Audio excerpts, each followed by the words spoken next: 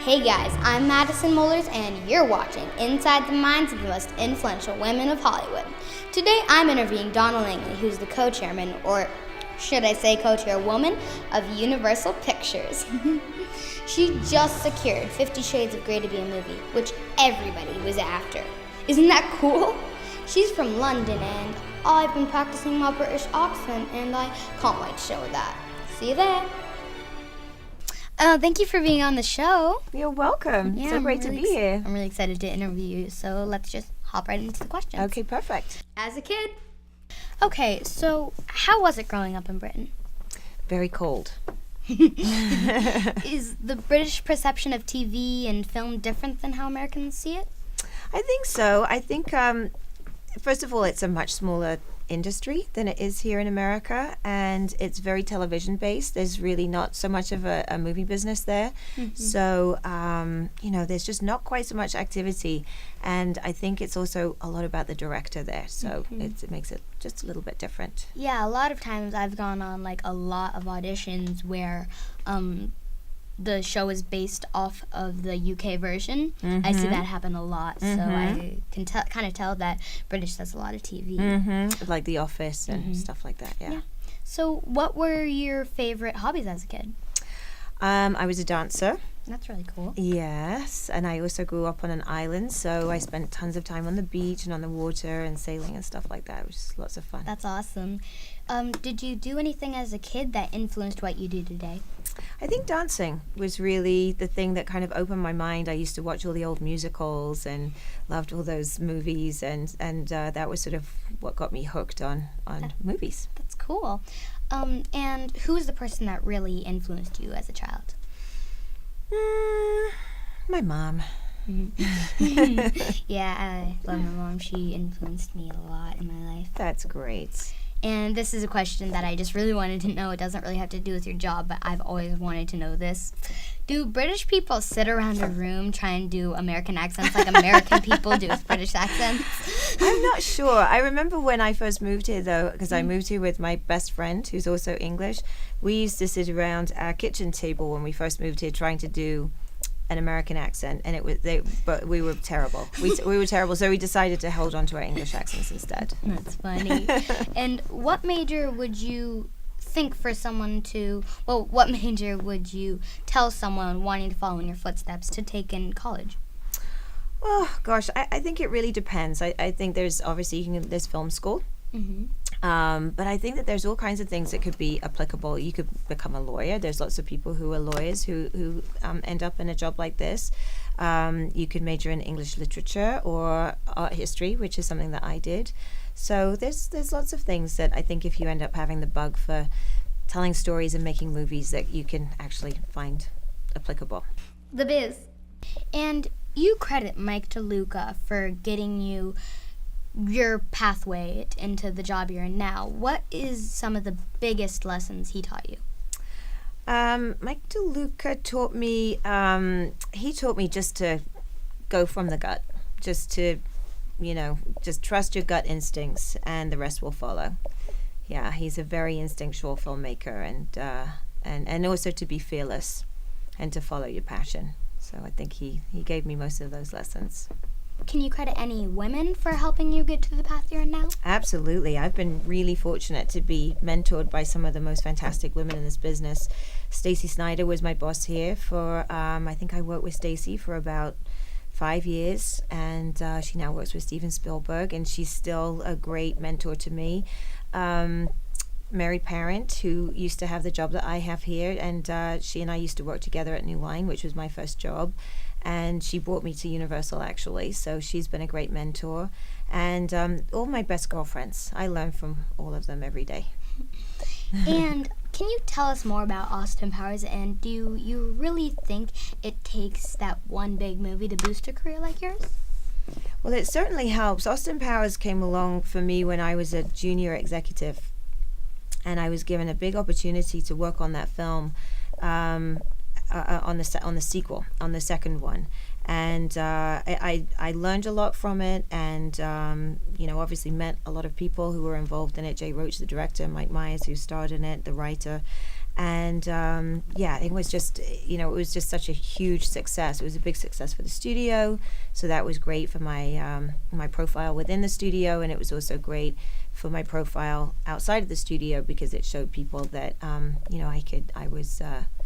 kind of had an eye for comedy, which is something that I love to do. That's really awesome. And can you explain to us what a day in the life of Donna Langley is really like, and what are the best part of your days and what are the hardest? Mostly my days are insane. They start around 7 o'clock with my children waking up. I have a 4-year-old and an almost 2-year-old. And I get ready, I come have breakfast with them, and come to the office. I'm usually here by 9:30. And my day, one of the things I love about my job is my day can be very varied. It really can be anything from in the office, staff meetings all day, strategizing, figuring out what movies we're going to make, to being on set, to being in the cutting room, working with the editors and the filmmakers, to being in writers' rooms and talking about script and story, to meeting with actors and such as yourself and talking about what their future might look like. So it's there's a lot of variety. There's a lot of travel involved. I meet tons of interesting people, and it's definitely that keeps the job very exciting for me. Do you think it's harder to be a co-chair as a female, and do you think you have to push yourself harder because you're a woman? I think it's different being a woman. I think women have different considerations and slightly different pressures. Until they figure out how men can carry children and babies and give birth, which I don't think is happening anytime soon. We have to factor in being moms and taking time out to have children if that's something that we decide to do.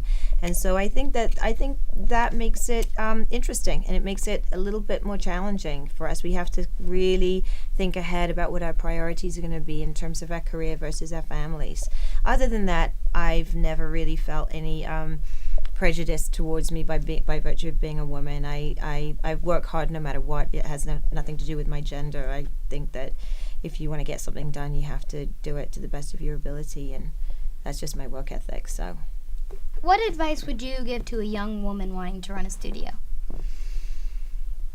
I think the best advice I could give to anyone wanting to run a studio is two things. I think first of all, the business is really, it is a business, and so I think to sort of understand that in order to have a job like this, you have to not only understand the creative process, what makes a good movie, how to sort of distinguish a good screenplay and a good story, but you also have to understand the business of the business, and the landscape is changing all the time with new revenue streams. And I'm curious, do you watch movies on TV? Do you watch movies on an iPad, on your computer? Like, how do you watch the stuff that you like?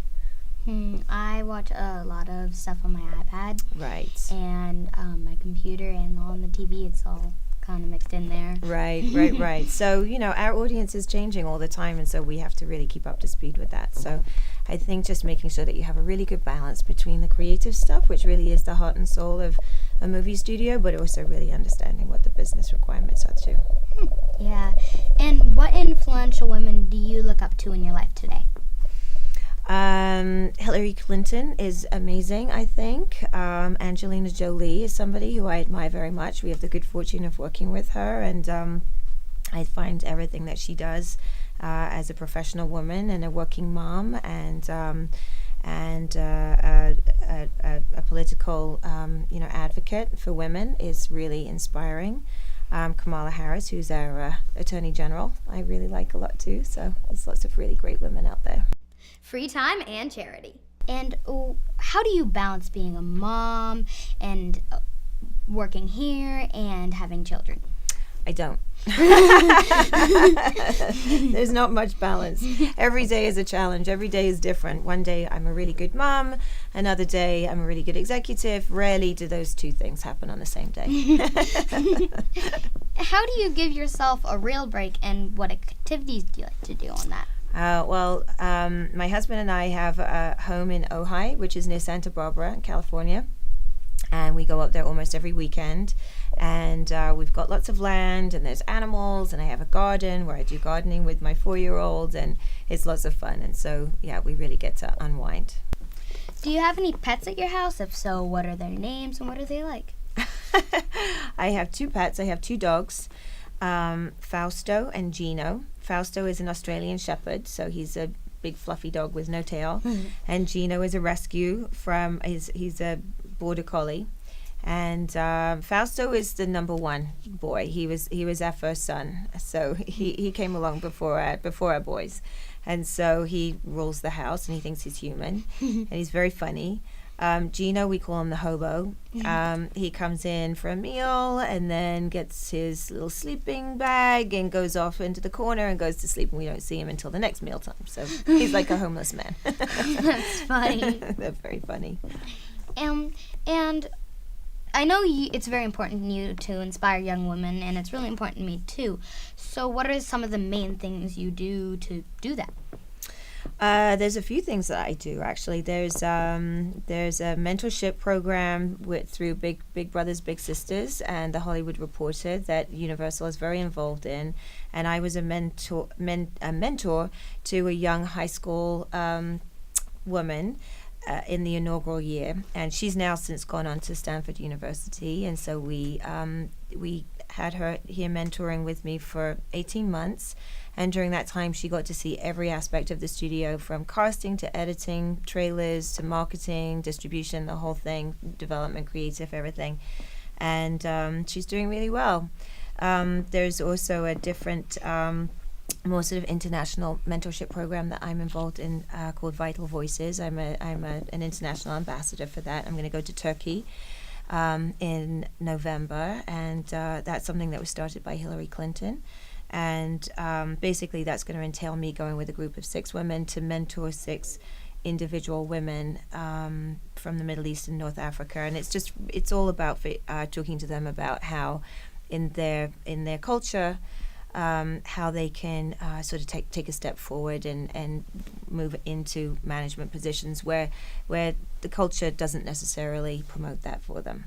The funny thing is my next question was gonna be, you're a global ambassador for Vital Voices. I'm a global ambassador for Vital Voices. What do you do in that?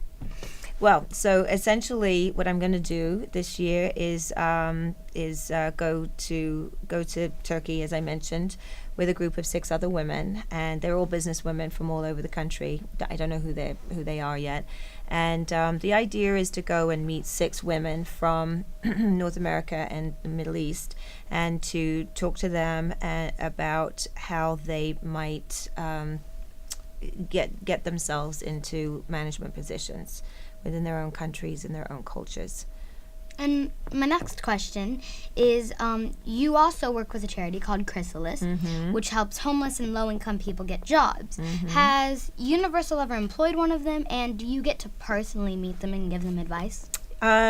With Chrysalis, my main involvement with them is fundraising. And so, in fact, this weekend we have the annual Chrysalis Ball. We raise about $1 million at that ball every year, and that's enough to keep the organization going. They're based downtown on Skid Row. And I have met some of the clients that go through Chrysalis. Once a year I go down there for a visit. In terms of employing somebody, we haven't done that yet at Universal. We're very open to it, but the opportunity hasn't come along yet. The genie question. This is my final question, and I ask this in every interview. It's a really fun question. This is called the genie question.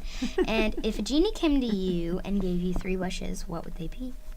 Oh my goodness! Wow. Well, I think, the first and obvious one is that my family and my children are healthy and happy forever and ever. I think my second question would have to be that we never have a flop movie ever again, and only hit movies like Fast and Furious 6.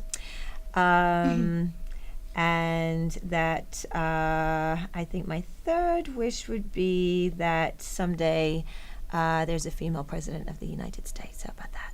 That'd be awesome.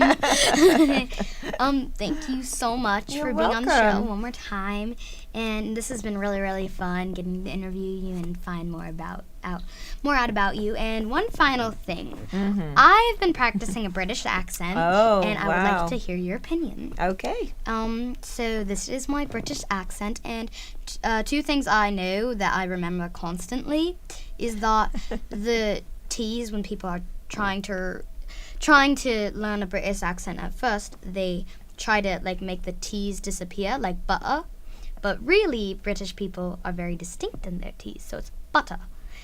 Very And good. also, I learned that when you say an O, you make an O with your lips, like O. Code. Very, very good. Yes, very important to remember the T's. That's how proper English people speak. Butter is very sort of Cockney. We don't know. I don't encourage you to talk that way. Unless it's for a role. Thanks. This was lots of fun. Thanks so much.